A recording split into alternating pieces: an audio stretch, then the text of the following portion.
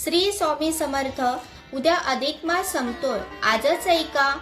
अधिक मास हा विष्णूंचा आहे. अधिक मास संपतोय ही 2 कथा ऐका. 30 दिवसाचे पुण्य 4 मिनिटात. 3 वर्ष वाट बघू नका. आठवल्यांनो, अधिक मास संपतोय. पूजा नाही केली का? टेन्शन नको. ही कथा ऐका.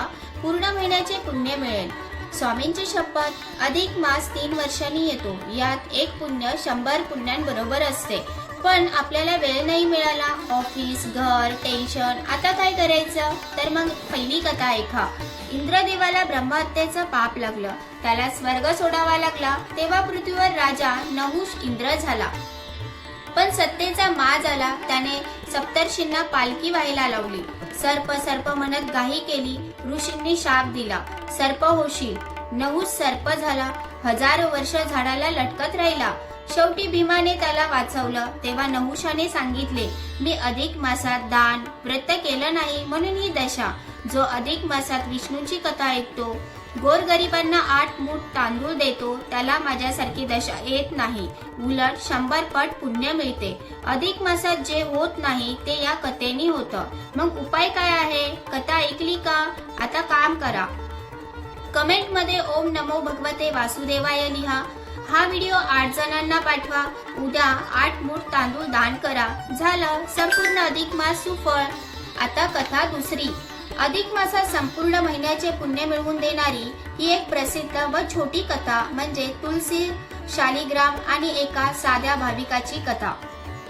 एका गावात 2 बहिणी राहत होत्या. मोठ्या बहिणीला खूप धनसंपत्ती होती, तर धाकटी बहीण अतिशय गरीब होती. अधिक मास आल्यावर मोठ्या बहिणीने खूप डामडोल आणि व्रताचे नियम पाळले, तर धाकट्या बहिणीला काहीच नियम पाळता आले नाही.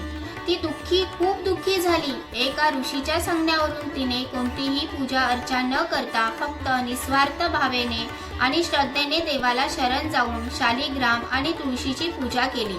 तिने रोज पिंपळाच्या झाडाला पाणी घालून प्रार्थना केली की हे देवा, माझ्या घरी उद्यापन आहे, तू जेवायला ये. तिचा हा भोळा आणि निस्वार्थ भाव पाहून भगवान विष्णू पिंपळातून प्रकट झाले आणि म्हणाले, तुझ्या या शुद्ध भक्तीमुळे मी नक्कीच जेवायला येईन. तिने अत्यंत प्रेमाने एका पानावर जेवणाचा नैवेद्य ठेवला आणि देवाने तो प्रेमाने स्वीकारला. ही कथा आपल्याला शिकवते की देवाला कर्मकांड किंवा दिखाव्यापेक्षा भाव आणि भक्ती महत्वाची असते. जर कोणी पूर्ण महिनाभर व्रत करू शकला नाही तरीही हा महिना किंवा कथा श्रवण केल्याने त्याला संपूर्ण अधिक महिन्याचे पुण्य व भगवान विष्णूंची कृपा प्राप्त होते. श्री स्वामी समर्थ. जर तुम्हाला हा व्हिडिओ आवडला असेल तर प्लीज कमेंट करा, शेअर करा आणि सबस्क्राईब करा आणि 8 जणांना पुढे फॉरवर्ड करा.